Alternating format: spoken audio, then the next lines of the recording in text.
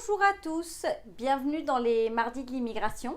Je suis ravie de vous retrouver cette semaine. Alors voilà, aujourd'hui j'aimerais parler d'un sujet qui me paraît important, qui concerne bien sûr le départ et votre arrivée ensuite ici.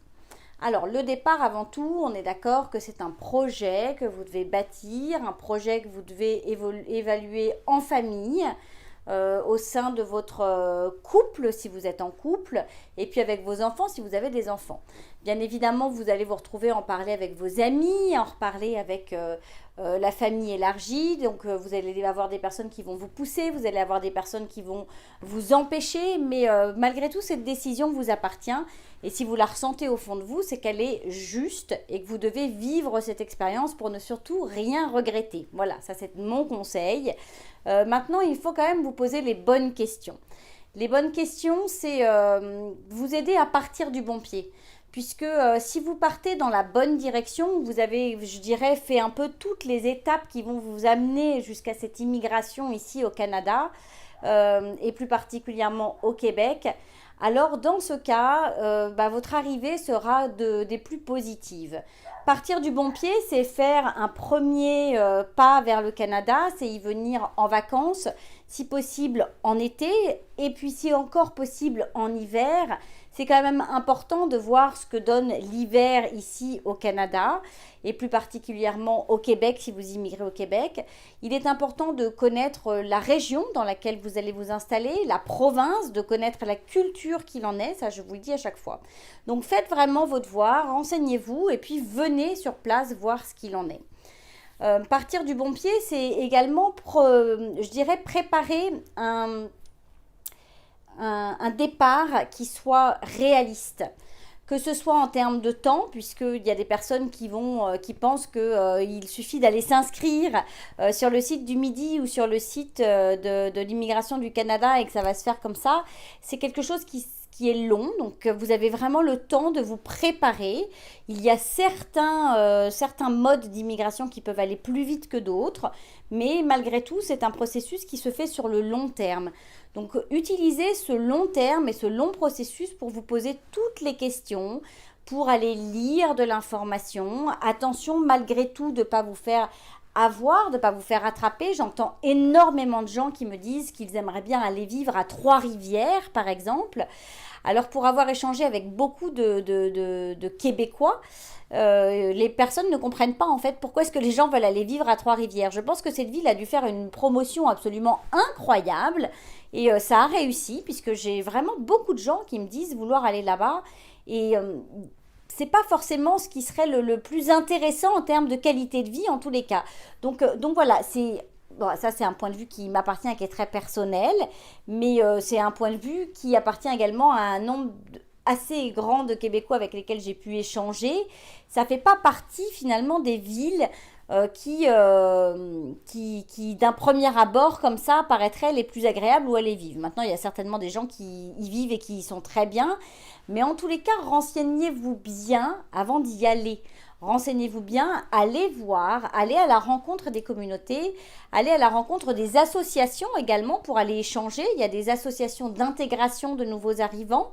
Donc allez un peu à la rencontre de ces gens-là. Allez si vous êtes encore à l'extérieur du Canada, même sur leur site internet. Faites des recherches. C'est vrai que ça fait beaucoup de textes à lire, mais c'est possible. Donc ça, c'est vraiment quelque chose d'important parce que si vous partez du bon pied, si vous avez toutes les informations, quand vous allez arriver ici, ce sera quand même quelque chose de plus facile. Ensuite, je dirais que dans tout ce processus de mise en place, de préparation de votre arrivée, il y a une chose qui est très importante, c'est de faire votre CV. On en parle souvent, si vous venez ici, normalement au Canada, c'est pour chercher après ça un emploi, pour être ce qu'on appelle un travailleur qualifié. Donc pour la plupart. Et chercher cet emploi, ça va vouloir dire passer par la case faire son CV selon un modèle québécois. C'est quand même très important de savoir faire son CV sous un modèle québécois. Et faire son CV sous un modèle québécois, c'est aussi avant réfléchir sur le regard que vous allez poser sur vous, sur votre expérience et sur ce que vous savez faire. Donc n'hésitez pas de prendre un papier, un crayon et de lister l'ensemble des choses que vous savez faire. Tout ce que vous avez fait dans votre expérience professionnelle passée, c'est-à-dire la dernière dans laquelle vous étiez. Je dirais, faites-le peut-être dans les 3-4 dernières expériences que vous avez fait sur une dizaine, quinzaine d'années. Répertoriez ces mots-clés sur votre expérience. Faites un peu un espèce de brainstorming de qui vous êtes. Quel regard vous posez sur votre expérience professionnelle? Quel regard vous posez sur qui vous êtes? Quel regard vous posez sur la personne qui va arriver au Canada? C'est très important en fait de regarder à l'intérieur de vous et de faire cette introspection. Et puis, n'hésitez pas aussi à lister à côté ce que vous allez apporter au Canada. Quelle force vous apportez, à votre avis? Quel savoir est-ce que vous pouvez apporter? Donc voilà, faites un peu ces petits points. Et je pense que c'est important. Le processus est long. Donc ça peut prendre 2 ans, 3 ans. Donc préparez-vous chaque semaine. Allez chercher de l'information. Donnez-vous le temps pendant 1 heure ou 2 heures d'aller lire de l'information, d'aller travailler sur vous et de préparer en fait ce départ. Et puis surtout, bien préparer son départ, c'est bien préparer son arrivée. On ne saurait que le redire et le répéter à nouveau. Ce qui serait bien aussi et important, je pense, dans la préparation toujours de ce CV, c'est vraiment d'aller à la recherche de toutes vos réalisations. Qu'est-ce que vous avez déjà réalisé? Et puis, si vous êtes dans un domaine commercial, monétisez-le. Mettez des chiffres à côté, c'est important pour que vous ayez bien tout ça en tête et que ça fasse partie vraiment d'un travail pour vous de réapprendre en fait qui vous êtes et puis pour savoir en parler et savoir parler de vous. Il y a une chose qui est très importante ici au Québec, c'est que le Québécois, quand il réalise quelque chose, il est toujours très fier de ce qu'il a fait et il a raison parce que c'est important d'être fier de soi. Et c'est vrai qu'ils vont vraiment parler d'eux en disant sans hésiter à mettre en avant vraiment leur réalisation. Alors, vu peut-être d'un regard extérieur et d'un regard d'un autre pays, on aura peut-être tendance à se dire, dis donc, peut-être qu'il se la pète un peu. En fait, c'est pas ça du tout, c'est absolument pas ça, c'est vraiment une culture. Il faut être fier de ses réalisations. Donc, soyez fiers de vos réalisations. Listez-les, chiffrez-les s'il y a des chiffres à mettre à côté pour savoir en parler. Et puis, essayez de vous entraîner en couple aussi pour faire un petit pitch commercial de qui vous êtes en 60 secondes. Est-ce que vous êtes capable d'expliquer en 60 secondes qui vous êtes, ce que vous avez fait, très très vite comme ça? Parce que ce qui va être très important quand vous allez arriver ici, c'est votre réseau. Et le réseau, ça va être des 5 à 7, des petits déjeuners, ça va être des rencontres, ça va être vos voisins. Et il faut être capable en fait de pouvoir échanger comme ça sur 60 secondes et dire qui vous êtes. Par contre, il faut aussi être capable d'être à l'écoute de l'autre. Et ça, c'est très important. Au Québec, on pose beaucoup de questions à l'autre, on le laisse parler, on le laisse raconter parce que la personne est quand même très contente qu'on la laisse parler et qu'on l'écoute. Et puis après, elle vous posera des questions, elle vous demandera de parler de vous et ce sera votre moment à vous pour parler. Donc ça, c'est aussi quelque chose, un petit conseil que je vous demande qui est important à retenir. Et s'il y a une chose que vous pouvez également commencer à faire alors que vous n'êtes pas encore arrivé au Canada, c'est d'aller sur LinkedIn et de commencer à essayer de chercher des connexions en mettant des mots-clés sur des professions, sur la ville dans laquelle vous allez habiter ou en tous les cas sur le Québec. Et puis de commencer à envoyer des invitations et de commencer à communiquer éventuellement avec les gens, à leur envoyer des messages, alors pas trop non plus, hein, mais voilà, essayez ou d'aller commenter en tous les cas leurs publications, d'essayer de voir ce que vous pouvez trouver sur LinkedIn, parce que c'est vrai qu'ici on utilise énormément LinkedIn, et plus vous allez créer votre réseau, plus vous allez aller à la rencontre de gens, plus ça va être important pour vous après dans votre recherche d'emploi, et puis même une fois que vous serez en emploi, c'est toujours important d'avoir le réseau et puis qu'on sache parler de vous, qu'on sache parler de ce que vous savez, de ce que vous faites, qu'on sache éventuellement vous mettre en relation avec Pierre, Paul ou Jacques parce que justement on sait qui vous êtes, on a confiance en vous et puis on a confiance en votre potentiel et puis surtout on vous connaît. Donc comme on vous connaît, voilà, on a en tête ce que vous faites et puis on peut en parler. Et ça, c'est très, très, très important. Alors, c'est sûr que réseauter, il y a des réseautages qui sont gratuits, il y a des réseautages qui sont payants. Ça peut coûter un petit peu d'argent au début, mais de toute façon, l'immigration, c'est pas gratuit, on le sait, ça coûte cher. Ça coûte cher de partir parce que toutes les démarches sont payantes. mais en même temps, sans ce réseau, ce sera difficile et ça fait vraiment partie intégrante de la culture du Canada, de la culture du Québec. Donc voilà pour ce que j'avais à vous dire aujourd'hui. On va retrouver bien évidemment en studio Valérie et on se retrouve tout de suite après la pause. Conseil de pro vous est présenté par Valérie Flatt, consultante réglementée en immigration canadienne. Bonjour Valérie. Bonjour Géraldine. Comment ça va? Ça va bien, fraîchement ce printemps, mais on y arrive, on y croit. Alors, aujourd'hui, on va faire des choses un peu différemment. Ok. Je vais jouer à l'instigatrice et je vais te poser des questions. Très bien. Voilà. Donc, des questions que beaucoup de personnes posent.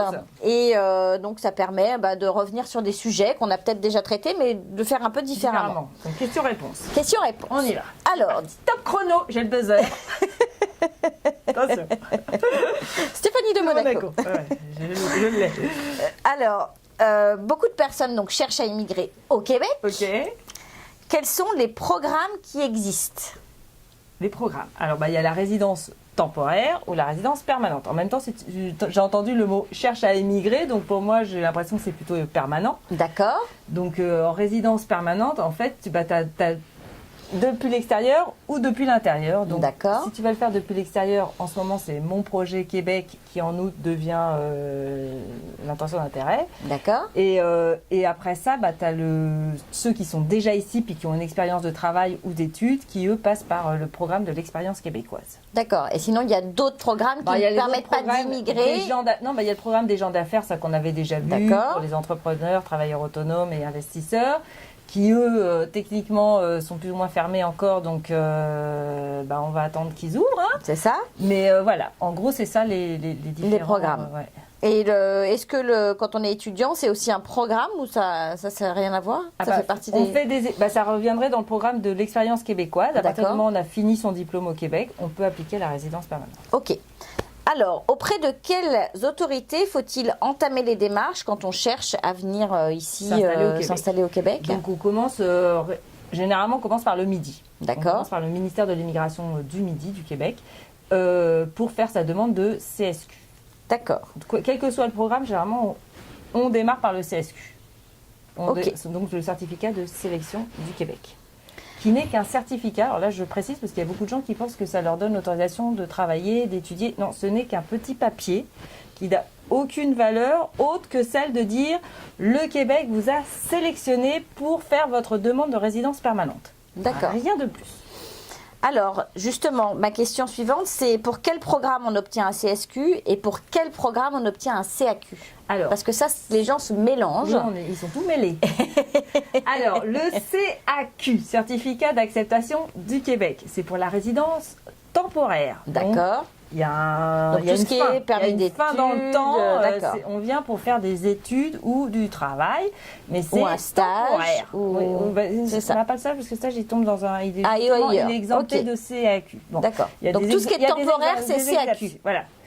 Un CAQ, exactement. Ok. Tout ce qui est permanent, c'est CSQ parce que vous êtes sélectionné. Les autres, vous êtes acceptés. Vous êtes acceptés temporairement pour venir faire vos études ou votre travail. Le CSQ, vous êtes sélectionné pour venir vous établir au Québec. D'accord, voilà, ça c'est une belle précision. Bon, c'est facile. Alors, y a-t-il des programmes qui permettent d'immigrer justement au Québec et qui ne dépendent que du fédéral? Ah non. Tu es obligé de passer forcément par le Midi. D'accord. Le Midi a son mot à dire dans le... Quoi qu'il arrive. Tu viens au Québec, le Québec a un droit de regard. D'accord, donc le Canada ne peut pas décider, le fédéral ne peut pas décider... Non, il y a un accord en fait Québec-Canada qui autorise en fait la province à faire sa propre sélection. D'accord. Voilà. Bon, donc au moins comme ça... Alors après, les délais de traitement et les tarifs varient-ils d'un programme à l'autre? Alors, les délais de traitement varient-ils? Oui, parce que tout dépend déjà. Si on part dans le temporaire, alors le temporaire, a priori, c'est assez court, parce qu'on va essayer de vite valider votre demande de permis d'études, permis de travail, ou oui, c'est ça, en gros.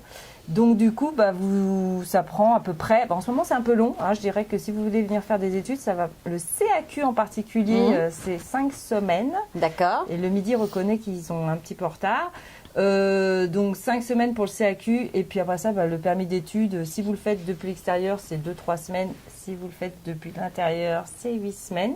Donc on commence à... Là, je dirais que pour la rentrée d'août, on commence à être limite. D'accord. Après ça, pour tout ce qui est résidence permanente, alors là, le CSQ, ça prend à peu près 3 semaines. D'accord. Par contre, pour la résidence permanente au niveau fédéral, là, ça prend 1 an. D'accord. Et même là, je viens de voir dans les forums que de consultants, là, on était en train d'atteindre les 16 mois pour certains cas. Waouh, effectivement. Donc, ils ont pris un peu de retard, donc je dirais qu'il faut être toujours patient. Mais en même temps, pour la résidence permanente, on a moins de problèmes avec ça, parce que si vous avez déjà votre CSQ et que vous êtes au Québec, vous avez le droit de continuer à travailler. Enfin, il y a des tremplins pour pouvoir. Donc ça, c'est pas aussi gênant que quand on est à l'extérieur et puis qu'on attend et on trouve le temps long. Complètement. Alors, y a-t-il une limite de CSQ approuvée par année? Alors, oui, en fait, c'est une limite, c'est un quota, puis le Québec, bien sûr, s'engage à n'accepter qu'un certain nombre d'immigrants par an, parce qu'ils ne peuvent pas non plus intégrer plus d'un certain nombre tous les ans. Donc, généralement, ça tourne autour de 50 000 par an, de nouveaux immigrants, nouveaux arrivants. Pour les CSQ, cette année, c'est autour de 43 000. Dont 30 000 qui étaient pour les résidents, les travailleurs qualifiés, en fait, l'immigration économique, que ce soit de l'extérieur ou de l'intérieur, sachant qu'ils donnent quand même, je dirais, l'avantage à ceux qui sont déjà au Québec, quoi. Puis de plus en plus, ça va être que si vous avez une expérience québécoise ou d'études ou de travail, c'est vrai que je pense que la part qui va être donnée à ceux qui sont déjà au Canada elle va être de plus en plus grande, quoi. Surtout que quelque part ils sont déjà là, ils se sont déjà plus ou moins intégrés, ils ont pris des réflexes, c'est ça. On n'a plus besoin de leur faire la francisation, on n'a plus besoin de... Donc quelque part le gouvernement il se rend compte que ceux qui sont déjà ici, c'est tellement plus facile. C'est une valeur sûre. C'est une valeur sûre, puis c'est tellement plus facile de les accepter que voilà. Ça c'est sûr. Alors, est-ce que la limite est la même pour chacun des programmes, ou est-ce que, c'est ce que tu viens de dire en fait, tu viens de dire que la limite de le quota en fait. Ah, le quota. Non, c'est par différents, parce que par exemple les réfugiés ils ont un quota, par exemple pareil pour la famille, quand on parraine ses parents, ses grands-parents, c'est un nombre limité aussi. Je dirais que la plus grosse part du gâteau, c'est quand même les travailleurs qualifiés là. L'immigration économique qui prend la plus grosse part les 3/4, c'est pour eux.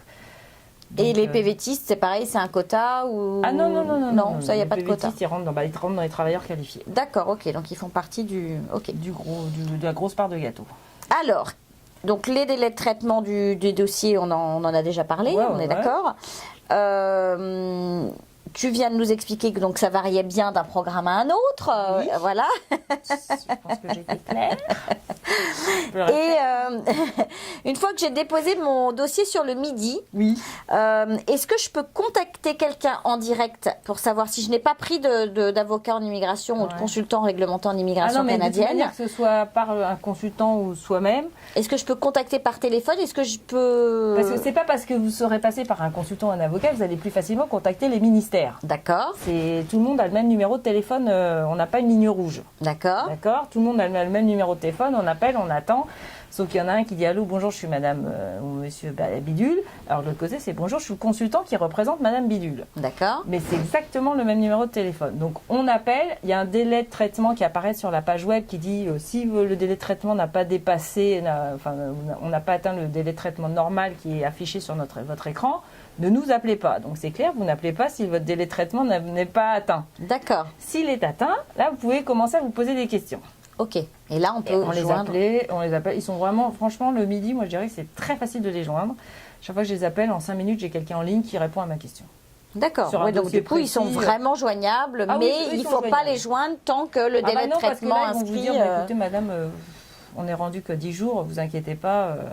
Pas de stress. Alors, on vous a pour annoncé savoir, 3 mois, donc... Voilà, pas de stress. Par contre, pour savoir si votre dossier a été reçu, ils vont pas comme parce que le CIC, par contre, ils sont très efficaces là-dessus. C'est-à-dire qu'ils vont, dès que votre dossier est arrivé, généralement, ils l'ouvrent et ils vous envoient tout de suite, ils vous font parvenir votre numéro de dossier. Ils vous disent, donc voilà, on a ouvert votre dossier, voici votre numéro de dossier pour référence future. D'accord. Maintenant, votre petit dossier, on va le ranger dans une boîte, il va attendre pendant 6 mois, voire 1 an. Bon, ça, c'est un autre problème. Mais au moins, vous êtes sûr que votre dossier, il est arrivé. Il est quelque part dans le ministère. Midi, non, c'est l'inverse. C'est-à-dire que votre dossier arrive, on le met dans une petite boîte, on le range dans un coin, et le jour en fait où il commence à le traiter, là, vous recevez une attestation comme quoi, ça y est, on ouvre votre dossier, voilà votre numéro de dossier. Mais il a pu se passer 1 mois et demi avant que vous receviez.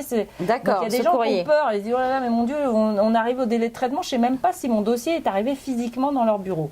Alors, pour régler ce petit problème-là, qui est quand même assez stressant, parce que si vous avez perdu votre dossier, bah, du coup, ça fait 45 jours que vous avez perdu. C'est ça. Vous l'envoyez recommandé, avec signature. Et comme ça, moi, je suis tranquille, j'ai une signature, j'imprime, je dis, ce dossier-là, il a été reçu par le ministère, ils ne peuvent pas me dire qu'ils ne l'ont pas eu. C'est ça. Bon, bah voilà. Donc, vous avez toutes les informations là-dessus. C'est un petit truc. Oui, mais c'est un truc important. Parce qu'après ça, j'en ai beaucoup qui m'appellent, mais je ne sais pas si mon dossier... Bah oui, mais moi non plus, je ne saurais pas, parce que si tu n'as pas le petit tampon, personne ne va le savoir avant d'avoir atteint le délai de traitement. C'est ça. Donc voilà. Bon, bah voilà. Maintenant, Voir leur registraire, là, le registraire de l'école, et disent, j'ai vite besoin d'une attestation de fin d'études pour Et voir c'est comment ça maintenant, fait. quoi. Mais Ouais, généralement, eux, ils y arrivent, les étudiants. Les travailleurs temporaires, eux, et surtout les PVTistes, il faut vraiment qu'ils fassent les démarches, je dirais, dans la limite du possible, 3 mois avant la fin de la validité de leur permis de travail. ouais. Donc, on s'y prend vraiment pas au dernier moment. Ah non, surtout pas.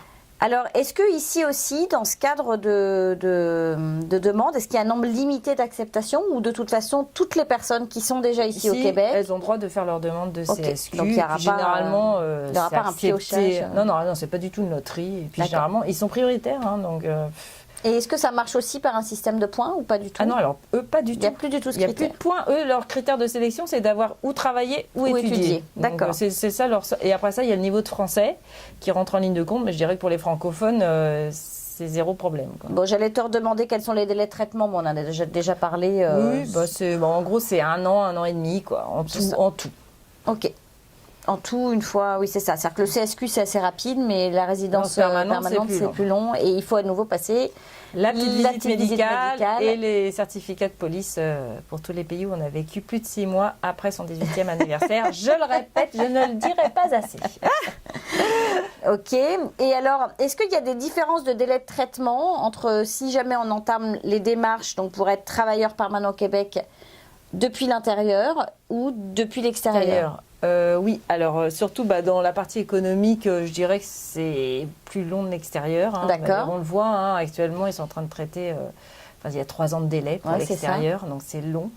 On espère qu'avec la déclaration d'intérêt, ça va raccourcir les délais de beaucoup les délais, mais pour le moment, c'est vraiment 3 ans d'attente depuis l'extérieur, alors qu'à l'intérieur, comme on le disait, c'est 1 an. 1 an et demi. Quoi. Ouais, c'est ça. Ok. Et une fois que toutes les étapes sont validées et l'obtention du fédéral et du provincial, combien de temps les personnes ont-elles pour faire valider leur visa? Ah, ok. Donc ça, c'est en fait... Qu'on soit à l'intérieur d'ailleurs ou à l'extérieur. Ouais. Parce qu'en fait, vous allez recevoir... En fait, à partir du moment où vous passez votre visite médicale, c'est le top chrono de la validité de votre visa de résidence permanente. D'accord. À moins que votre passeport ait une validité plus courte. C'est ou la validité du passeport ou la validité de votre examen médical. Donc autant refaire son passeport avant de faire la demande. Moi, je dis toujours, attention, est-ce que le passeport est au moins valide pour le temps de la validité de l'examen médical d'1 an? C'est-à-dire qu'à partir du moment où on visite le médecin, on regarde si son passeport est valide pour au moins 1 an. S'il est valide pour moins, non, allez refaire votre passeport. Sauf que je sais que c'est pas facile dans certains pays de faire un passeport quand il reste plus de 6 mois de validité sur le passeport. Ok. Ça, c'est un peu le côté pénible de la chose. Mais sinon, c'est sûr que c'est mieux parce que du coup, vous avez plus de placements. En gros, généralement, c'est vers la fin, c'est vers le 8e, 9e mois qu'on vous fait passer la visite médicale. Donc, et quand on nous demande de passer, excuse-moi, la visite médicale, il faut le faire rapidement? On a 30 jours, donc c'est assez rapide. Ah oui, c'est rapide, d'accord. On ne peut pas se dire, j'attends d'être proche de la fin de mon visa. Si j'ai 6 mois, j'attends de me mettre à 3 mois. Non, c'est pas possible. Non, on a 30 jours pour faire la visite médicale. On fait pas de perte de temps à l'agent parce que là, votre dossier, il est sorti de la queue. Là, puis il est en traitement. Donc là, il vous rentrez dans une petite queue de fin. Là, c'est vers la fin. Donc on ne s'amuse pas. On s'amuse pas. Alors, à moins d'être enceinte. Alors là, du coup, vous pouvez plus faire l'examen médical.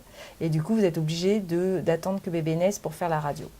Donc je dirais, si vous prévoyez d'avoir un bébé, plutôt après la visite médicale ou 9 mois avant. C'est-à-dire que dès qu'on dépose son dossier de résidence permanente, en gros, on peut commencer une grossesse parce qu'à partir du moment où ils vont vous demander, ça va jouer à peu près à 1 mois près. Puis là, vous pouvez demander une dérogation. D'accord. Il me reste plus qu'1 mois avant la fin de ma grossesse, mais pas vers la fin. Là, parce que là, c'est bête, ça va vous redécaler 9 mois. D'accord, en effet. Bon, bah voilà, c'était... Puis on ne peut pas prendre le risque de faire une radio enceinte, donc voilà. Ça, c'est sûr, ça, c'est sûr. Bon, bah, merci Valérie d'avoir répondu à mon petit question-réponse. Ouais, voilà. Très, très intéressant, instructif. Instructif. Voilà. Et puis, bah, écoutez, on se retrouve tout de suite après la pause. La parole est à vous, vous est présentée par Du Côté de Montréal, partenaire de votre immigration. Bonjour Jacqueline. Bonjour. Merci d'avoir accepté cette invitation. Oh, avec plaisir. Alors, on est là pour partager votre parcours. Oui. 20 ans. Et oui, cette année, je vais fêter mes 20 ans. C'est extraordinaire. Alors, Alors, je suis ravie. qu'est-ce qui a fait ce départ il y a 20 ans? Il y a 20 ans, j'ai dû prendre la décision de quitter l'endroit où j'étais. Et je cherchais en France, simplement, mais en dessous de la Loire pour avoir du beau temps. Ouais. Et un jour, par hasard, mais je ne crois pas au hasard, je pense que c'était lié à mon destin, je suis tombée sur la revue qui s'appelle Rebondir. Et j'aime cette notion de rebondir dans la vie, vraiment. Donc j'ai été attirée, je l'ai lu, je l'ai étudié. Et avec la personne avec qui je vivais à ce moment-là, on a monté ce projet.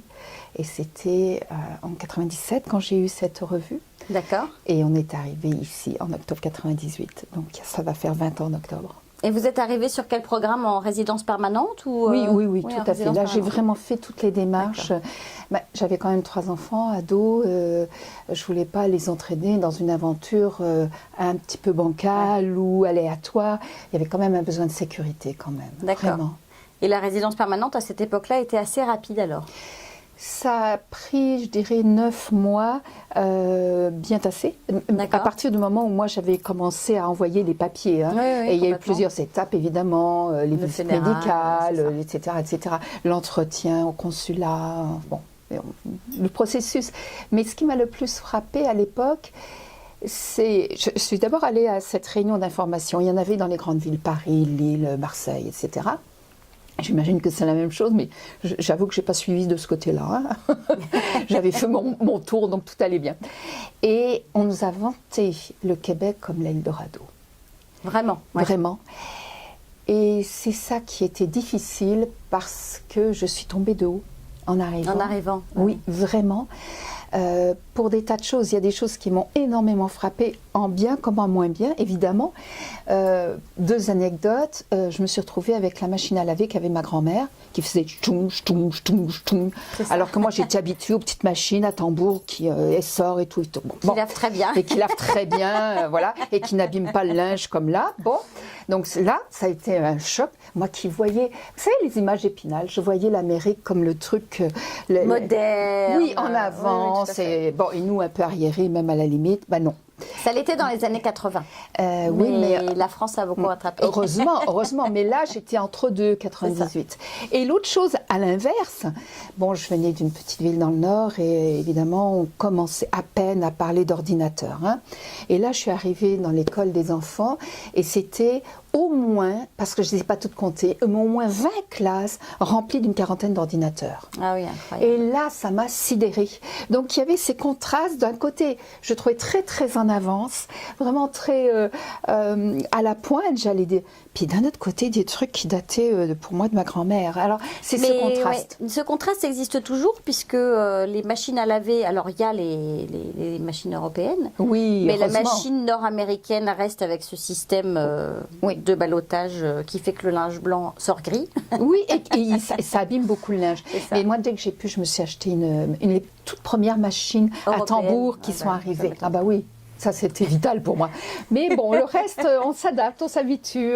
Il y a des tas de choses que je ne trouvais pas ici. Au niveau nourriture, on a chacun nos habitudes. Complètement. Ben, voilà. Bon, il y a des choses que je ne trouve pas. Alors, les amis, quand ils viennent me voir, ils font un plaisir de m'en amener. Mais j'ai découvert d'autres choses. Donc, je veux dire, ceci compense cela. Je veux dire, ce que j'ai décidé, puisque c'était mon choix, j'ai pas...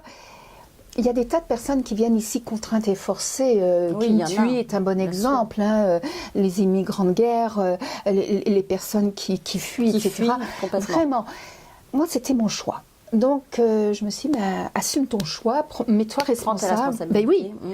Et du coup, j'ai essayé de m'adapter le mieux possible. Il y a eu et des de voir. années difficiles. Oui, tout à fait, tout à fait. Des années difficiles parce que mes parents sont tombés malades et qu'ils étaient loin et que je ne pouvais pas être près d'eux. Des années difficiles parce que je n'ai pas été reconnue comme orthophoniste ici. C'était mon ancien métier en France. Donc, il a fallu que je fasse un choix. Est-ce que je reprends des études et j'avais des enfants adolescents ou est-ce que je me lance autrement? Et comme j'étais aussi psychothérapeute et thérapeute conjugale et familiale, j'ai ouvert un bureau. Mais oui, mais j'ai commencé à zéro. Donc les premières années, j'avais un client ou deux par semaine. On ne peut pas vivre avec ça là. Non, c'est oui, sûr. j'avais un peu d'argent de côté devenu de France, mais on a vraiment vécu sur le seuil de pauvreté pendant quelques années. Et mes enfants ont joué le jeu.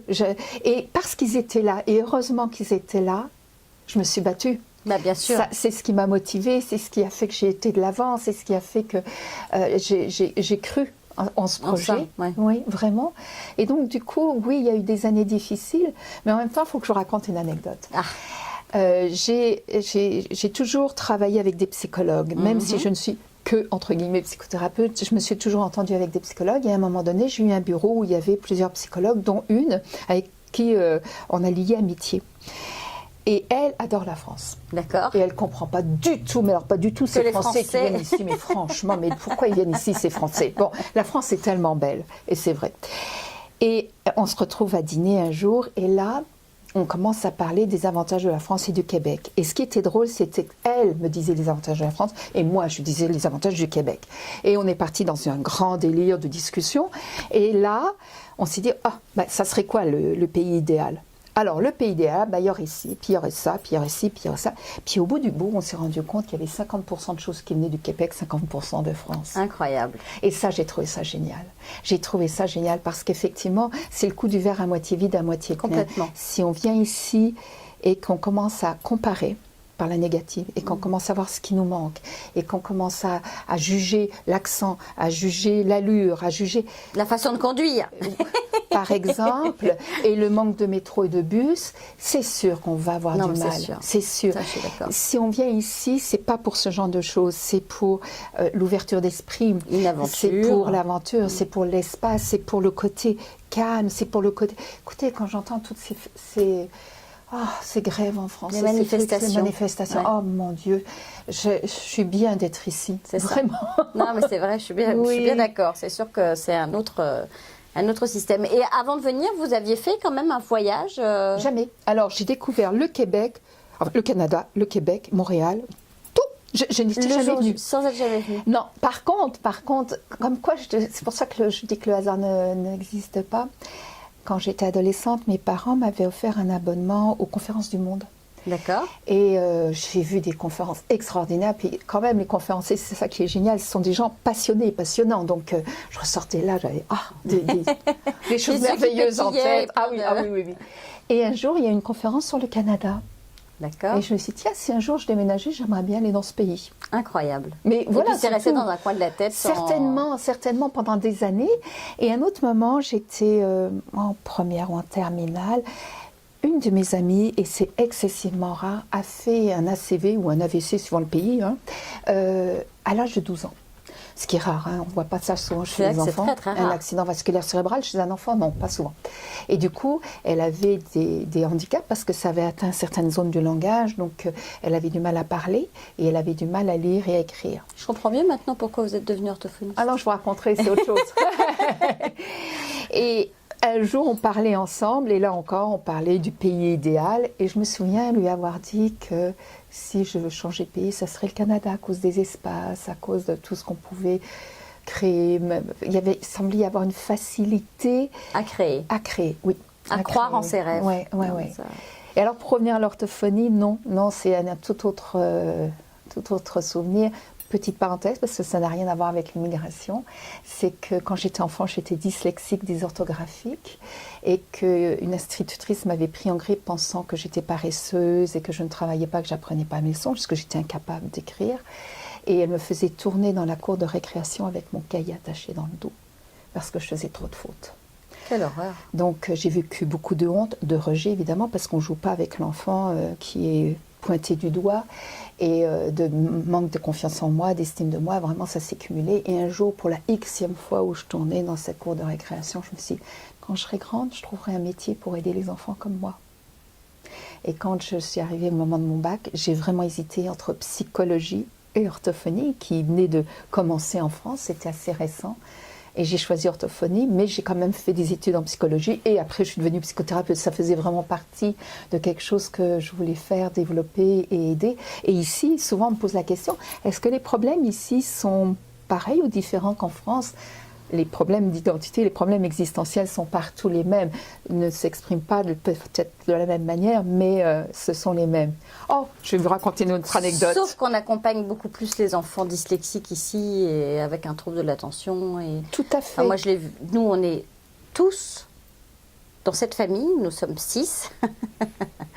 Moi, je suis totalement dyslexique avec vraiment de la dysorthographie. J'ai plus dyscalculique. Ouais. Je pense que mes enfants ont tous hérité de cela, sauf la petite dernière, qui elle est dysgraphique seulement.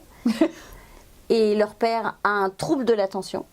Et je pense que sur mes 4 enfants, il y en a 3 qui ont un trouble de l'attention. C'est une histoire de famille. Donc c'est une vraie histoire de famille. Et ils avaient ce pointage du doigt, cette honte. Moi, je me suis bagarrée, mais... Je pense que la dernière année, j'ai déscolarisé mes enfants en France parce que je me suis dit, si je ne les déscolarise pas, je vais clouer un prof au mur. C'était notamment la professeure d'anglais. Et ce qui est vraiment paradoxal, je trouve, bon, moi à l'époque ça n'existait pas l'orthophonie, donc on ne savait pas, et pour eux j'étais donc paresseuse.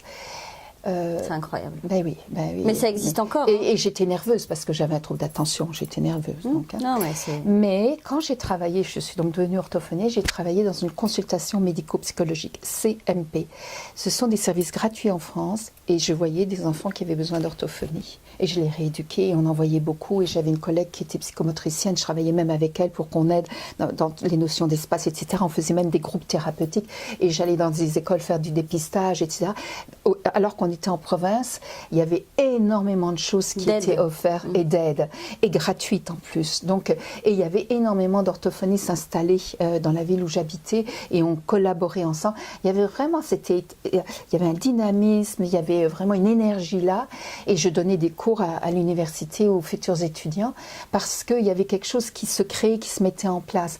Donc je dis que vraiment, ça... Je vais vous donner un exemple précis. Je faisais partie de commission scolaire, et on devait étudier le dossier d'enfants qui avaient des difficultés scolaires. Et parce que l'un habitait dans le village Y, il n'y avait pas droit parce qu'il n'y avait pas de classe de perfectionnement. Celui qui habitait dans le village Z en avait. Eh bien, je pense que vous avez vécu un peu la même chose. C'est-à-dire qu'il y avait des endroits en France où c'était vraiment très dynamique, puis d'autres non, dans ce que vous dites, et je vous crois, si vous l'avez vécu. Mais c'est ça, il y a des petites écoles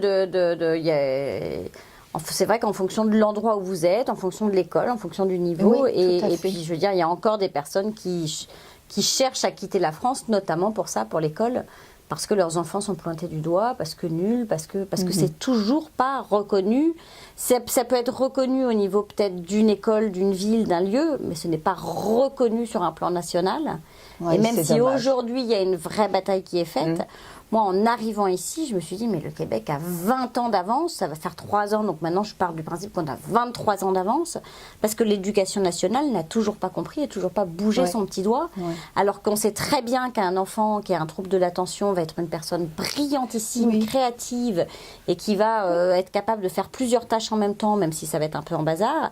Et on sait que généralement, des dyslexiques et des dysorthographiques, ils vont tellement se battre pour y arriver, que je veux dire, dans la vie d'après, enfin, quand ils sont adultes, c'est des gens qui savent déjà mener des batailles parce qu'ils en ont mené enfant. Et au Québec, on les embauche pour ça, en fait, parce que ce sont des gens tenaces, quoi. Tout à fait.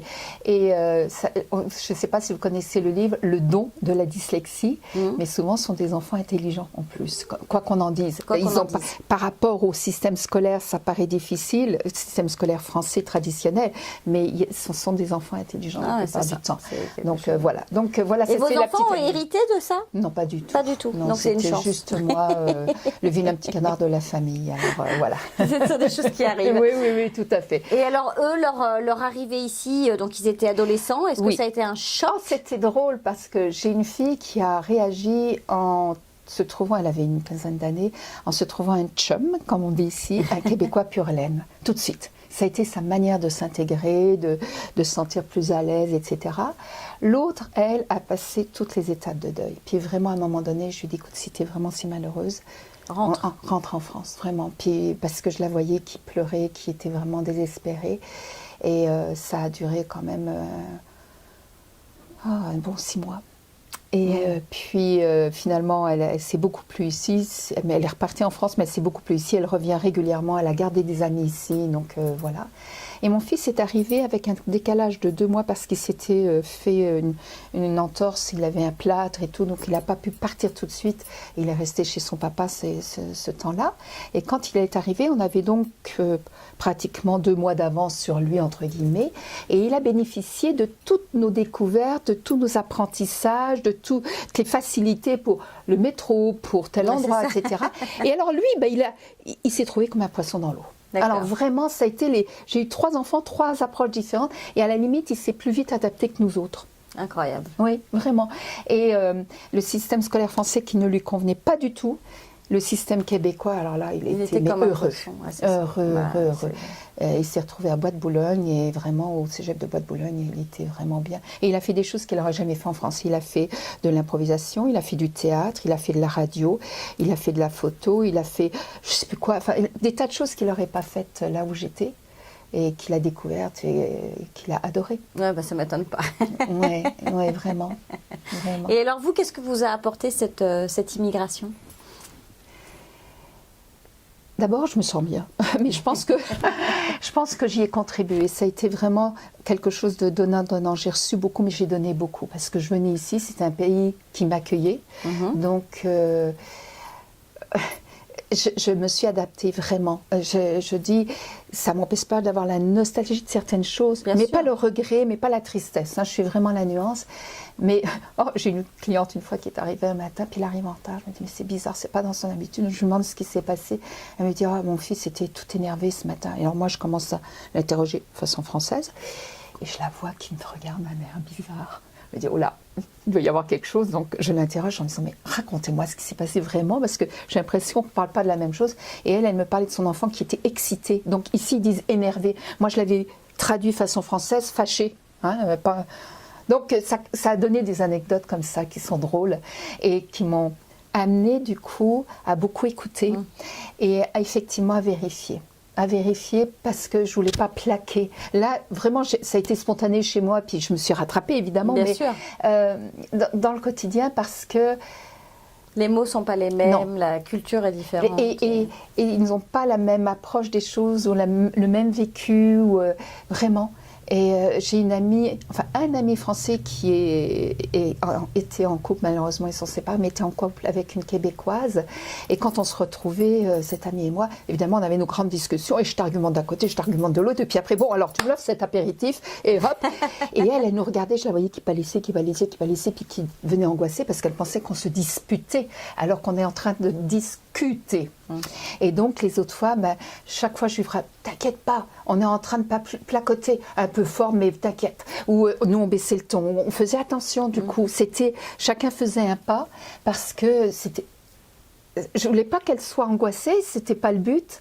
Donc il y avait une forme de respect. C'est vrai que quand on parle un peu fort, ils ont l'impression qu'on se dispute. Alors si on crie, alors là c'est de l'irrespect total, on les met à terre. Mais oui, c'est zéro tolérance. C'est ça, il n'y a pas d'argumentation du tout. Et puis les débats qu'on peut avoir, ça n'existe pas. Non. Et le prof de français de mes filles, qui est un Québécois, leur donnait des textes à étudier. Les questions étaient préparées et il fallait qu'ils répondent tel mot qui serait étudié à telle ligne dans tel paragraphe. Elles étaient habituées à faire des discussions sur les textes français et elles ont trouvé ça très mortel. Très plate. Très plate, comme ils disent ici. Oui. Et alors, si vous aviez un conseil à donner à des personnes qui vont arriver ou qui souhaitent arriver, parce que après il peut y avoir 2 notions, ça peut être 2 conseils différents. Bien sûr. Qu'est-ce que ce serait en fait ? Celles qui souhaitent arriver, effectivement, qu'elles prennent un peu plus le temps de se renseigner, chose que j'avais pas fait. Vraiment pas. Ça, je reconnais, j'ai foncé tête baissée. Mais c'était tellement une évidence pour moi, cette revue, que je pense que ça s'inscrivait dans quelque chose. Mais c'est pas le lot de tout le monde, alors ne me prenez pas comme exemple pour ça. Voilà. Mais une fois arrivé ici, c'est effectivement de vous mélanger, de ne pas rester juste avec la communauté française. Ah, ça, je suis d'accord. Même si j'appartiens à certaines associations françaises, j'appartiens au réseau des femmes d'affaires du Québec, j'appartiens aux femmes... réseau des femmes professionnelles, etc. Et il y a vraiment tout le monde. Et j'ai des amies québécoises et je suis bien contente de les connaître, généreuses comme tout, vraiment... Et puis apprenez à donner. En France, on ne nous apprend pas ça. Mais ici, plus vous tenez, plus vous allez recevoir. Mais dans plein Giver's gain. Oui, oui, oui. Et laissez derrière vous les histoires de hiérarchie. Ça n'existe pas. Non, non. Puis c'est très bien. C'est très bien.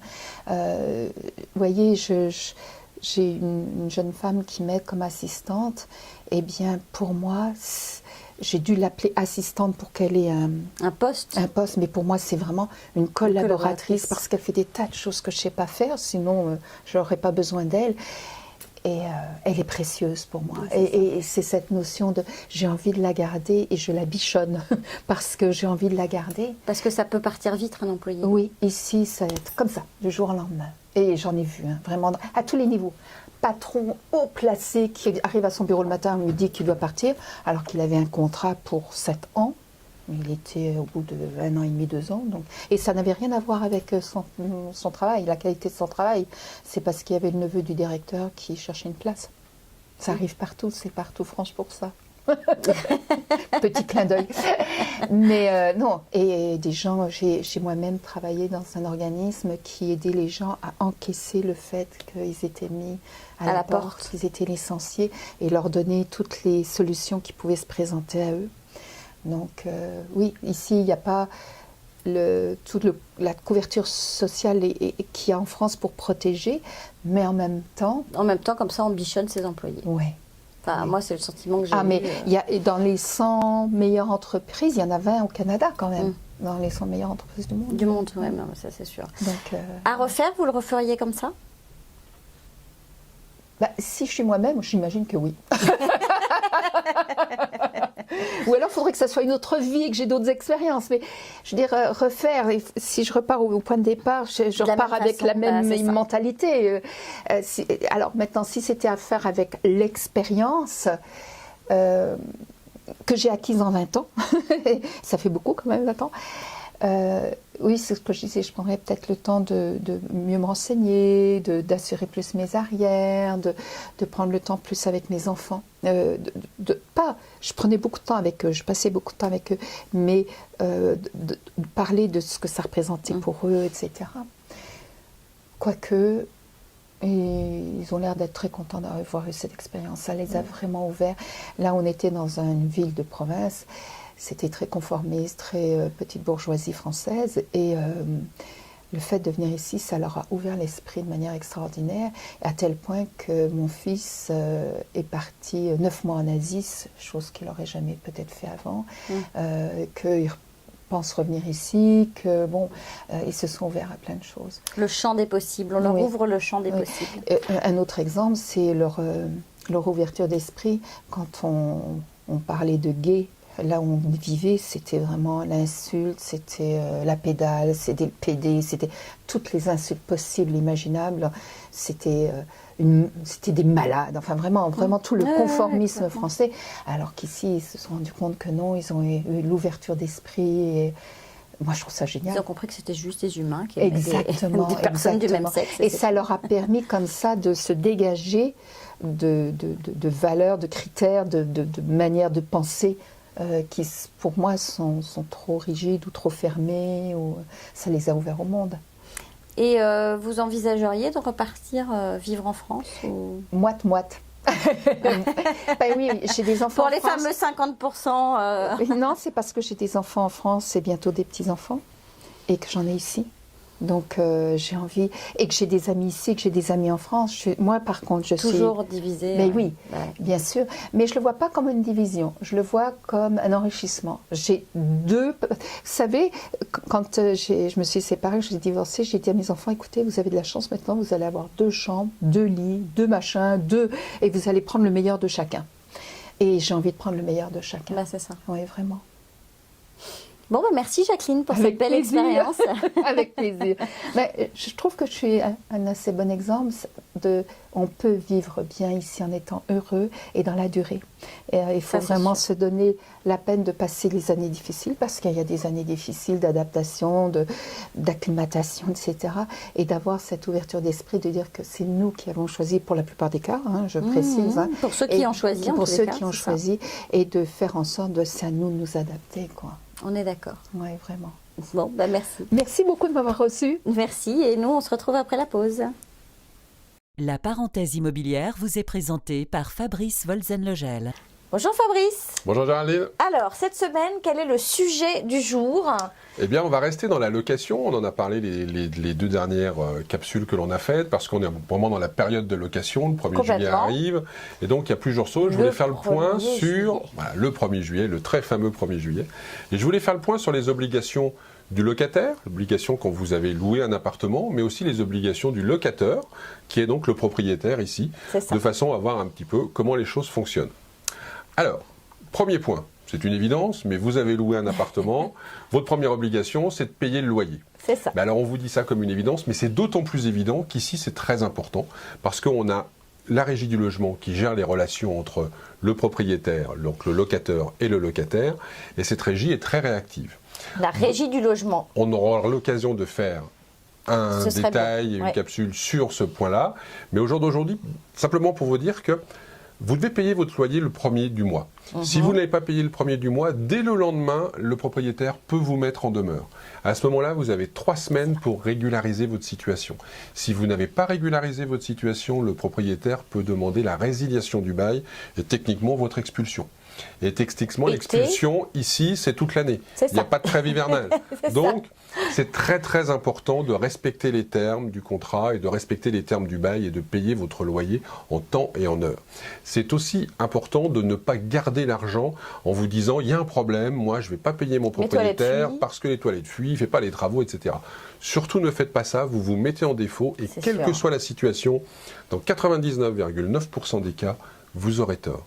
Donc, appelez la régie du logement, soumettez-leur leurs problèmes, ils vont vous donner la solution ou la procédure à respecter, et au moins vous serez dans les règles de l'art et vous serez tranquille et il ne pourra rien vous arriver. Et petite coupure, je me permets, c'est le fait de, si jamais vous avez un délai spécifique pour payer votre loyer, donc par exemple vous avez négocié de pouvoir le payer le 5, le 7 ou exceptionnellement, ayez un écrit. Hein, tu confirmes, toujours dans votre dossier, ayez un document qui prouve vos dires, s'il y a une modification en cours de route où vous êtes convenu que pour des raisons d'entrée et de sortie d'argent, vous allez payer non plus le 1er mais le 5 ou le 10, ou qu'à un moment même vous allez payer la moitié de votre loyer pendant 1 mois ou 2, ça peut être des accords que vous trouvez. Ayez un écrit, parce que le jour où vous êtes devant la régie du logement, votre propriétaire vous emmène là-bas ou vous l'emmenez, on va vous demander de prouver ce que vous dites. Et si c'est juste, on s'est parlé au téléphone, on se l'est dit, ça ne vaudra rien, on va revenir au bail. Sur le bail, c'est marqué que vous deviez payer le 1er, vous n'avez pas payé, vous êtes en tort, l'histoire elle est réglée, c'est vous qui avez tort, c'est vous qui devez payer tous les frais, tous les dépenses, et c'est vous qui risquez de vous faire expulser. Donc ça, c'est la première point, payer en temps et en heure et ne pas retenir son loyer, même s'il y a un problème avec le propriétaire. Vous devez bien évidemment avoir une utilisation prudente et diligente du bien, c'est-à-dire que vous devez utiliser les toilettes pour aller aux toilettes et non pas pour verser plein de choses à l'intérieur qui vont boucher tous les tuyaux. Vous devez l'utiliser, votre appartement qui a une vocation résidentielle, pour y habiter et non pas pour en faire votre bureau.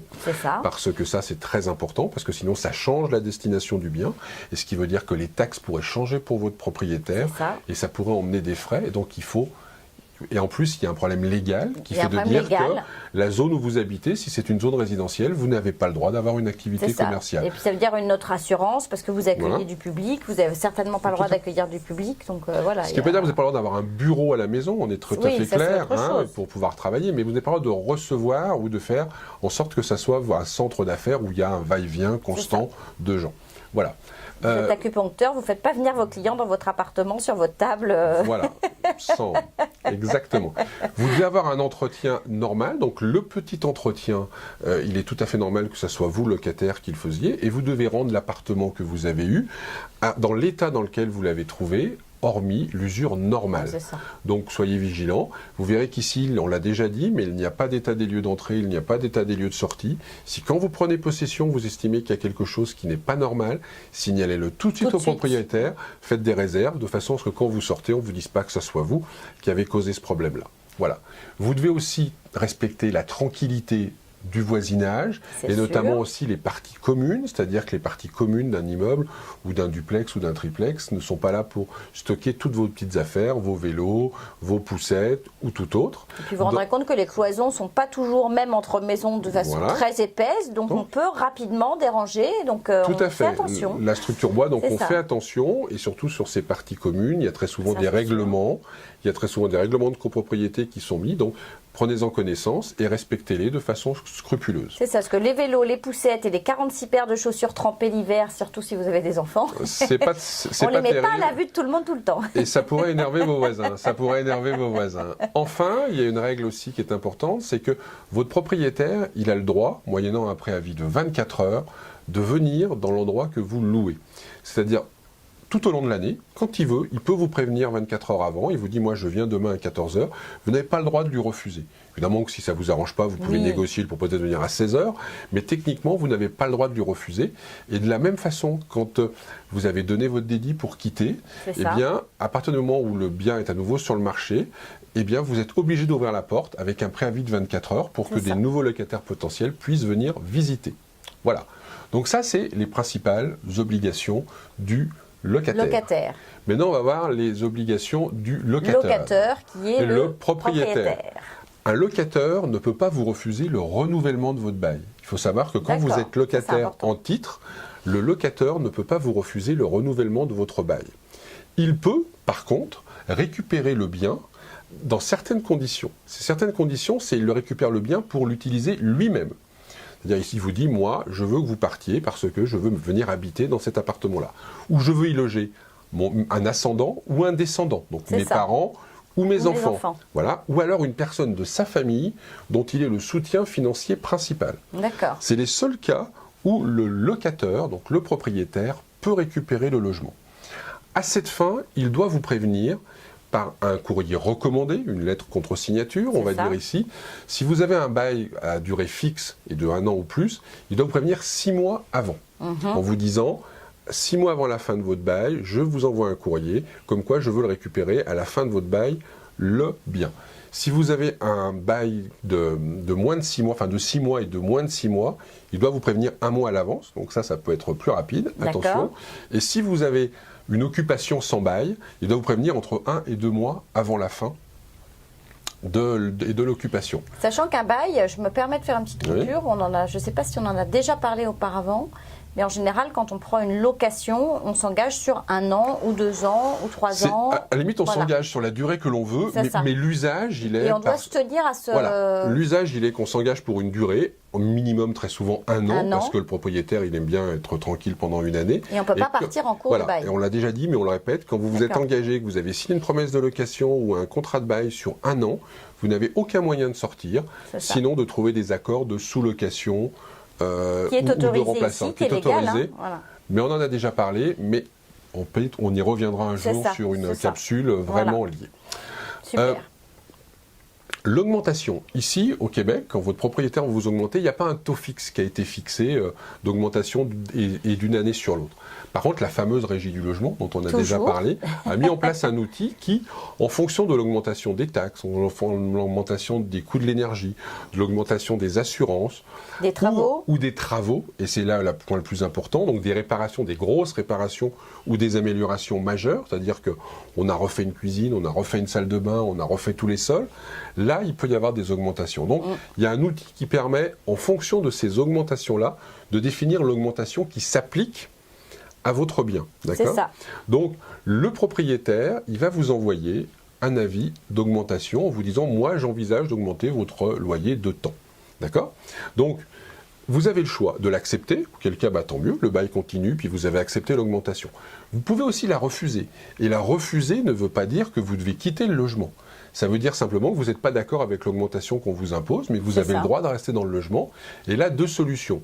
Vous renégociez avec le propriétaire, c'est-à-dire vous essayez de dire, voilà ce que dit la régie du logement, voilà, tu m'as demandé plus, on va essayer de trouver un terrain d'entente. C'est ça. Soit si on ne trouve pas de terrain d'entente, c'est pas grave, vous avez le droit de rester dans le logement, et c'est la régie du logement qui va trancher. C'est-à-dire qui va dire, voilà ce qui a été fait comme travaux et tout, et on estime qu'au jour d'aujourd'hui, l'augmentation, elle est de temps, et ce n'est pas discutable. Voilà. Une chose à noter, un immeuble qui a moins de 5 ans ou un immeuble qui a été transformé en logement résidentiel depuis moins de 5 ans, les augmentations sont libres, on va dire, pour faire quelque chose de simple. Okay. Donc il faut regarder ça de façon précise et bien le savoir quand on loue un bien. Donc ça, c'est pour l'augmentation. Il peut aussi y avoir une modification du bail. Le propriétaire peut vous dire, je vous loue un appartement avec un parking, maintenant je voudrais récupérer le parking. Ou je vous loue un appartement avec un rangement, je veux récupérer le rangement. Les animaux étaient autorisés, je veux plus. Il s'était autorisé de fumer, maintenant je veux plus, notamment avec la fameuse cannabis. On aura aussi l'occasion de faire une capsule sur ce sujet et on essaiera de la faire avant d'avoir fumé. C'est promis, c'est promis. Donc voilà. Donc en règle générale, pour faire très simple sur ce point de vue-là, qui est la modification, c'est soit vous négociez, pareil, puis vous essayez de trouver un terrain d'entente. Et si vous n'arrivez pas à trouver un terrain d'entente, en règle générale, vous allez à la régie du logement. Et la régie du logement part du principe que si la modification, elle change complètement ce pourquoi vous louiez l'appartement. Je m'explique, vous louiez un appartement sur le plateau exprès parce qu'il y avait un garage, puis on vous dit qu'on veut vous l'enlever. On va vous le laisser parce que c'est vous qui aurez raison, ce n'est pas une modification qui est acceptable. D'accord ? Et pour finir, je dirais que si vous n'avez reçu aucun avis, ni de reprise par le propriétaire, ni d'augmentation, ni de modification, votre bail, il continue. Ça continue. Comme il est là. C'est reparti pour une année. C'est reparti pour une année ou pour la période qui était prévue initialement. Donc vous êtes complètement tranquille. Voilà, j'espère que ces précisions vont vous permettre d'y voir un petit peu plus clair. Et puis n'hésitez pas à nous poser des questions, sur notre très fameuse adresse courriel dont j'ai la parenthèse immobilière à commercial. Donc c'est le arrobase, la commerciale, gmail.com. Voilà, donc on attend vraiment vos questions et on compte sur vous. Voilà, exactement. Et on se retrouve la semaine prochaine. Fabrice, bonne semaine. Merci, de même. Bonne semaine à vous. Et puis profitez de l'été qui va arriver. À très bientôt, à la semaine prochaine, au plus tard. Au revoir.